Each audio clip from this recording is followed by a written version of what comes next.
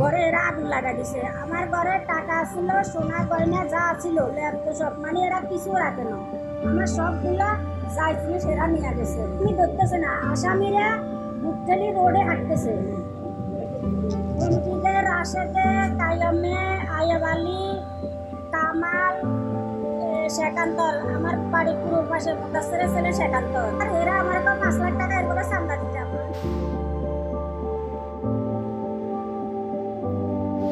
করে দিয়ে স্যারেরা আমারে ধরা দিছে চৌদ্দপুর থানার সেকেন্ড অফিসারের সাথে।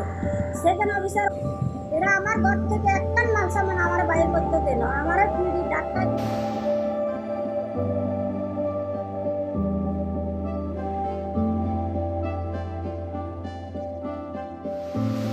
নিয়ে ওদের ভিতরে একটা দ্বন্দ্ব সৃষ্টি হয়।